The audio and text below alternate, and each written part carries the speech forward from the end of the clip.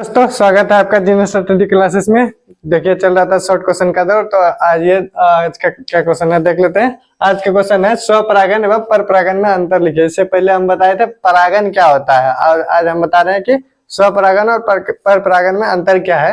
ये भी 2 नंबर में आता है बिहार बोर्ड के एग्जाम में, तो आप लोग इसको देख लीजिएगा। तो ये स्वपरागन क्या होता है? जब किसी पुष्प का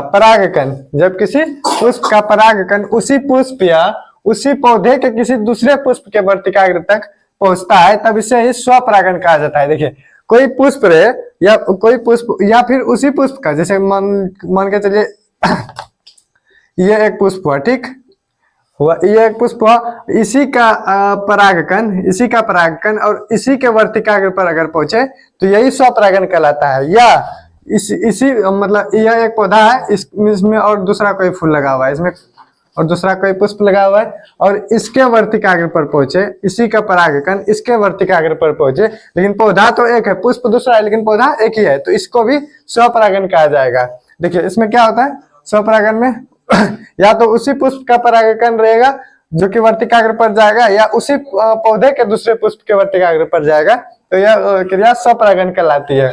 और इसका परपरागन देख लीजिए क्या है कि जब किसी पुष्प का परागकण उसी जाति के किसी दूसरे पौधे के पुष्प के वर्तिकाग्र पर पहुंचे तब इसे ही परपरागन कहा जाता है। देखिए यह एक पौधा हुआ, जैसे एक पौधा ही हुआ और दूसरा एक पौधा यहाँ बना लेते हैं, ठीक, और इसमें एक फूल लगा दिए,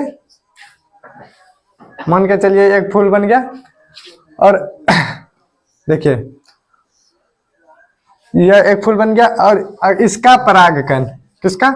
इस पौधे का परागकण इस पौधे के पुष्प का परागकण अगर इस पौधे के वर्तिकाग्र पर पहुंचे तब इस क्रिया को जो कहा जाता है वह परपरागन कहा जाता है।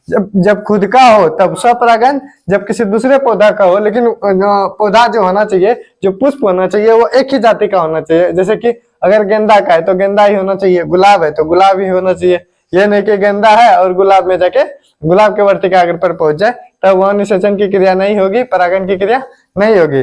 इसलिए यह जरूरी है कि अगर मतलब एक ही जाति होना, पुष्प का एक ही जाति होना भी जरूरी है। तो यही है स्वपरागन और परपरागन में अंतर। आप लोग इतना लिख लीजिएगा, 2 नंबर का आता है, 2 नंबर बिहार बोर्ड में मिल जाएगा। तो आज तो इतना ही रखते हैं, अगले वीडियो में देखें किसी दूसरे टॉपिक पर लाएंगे।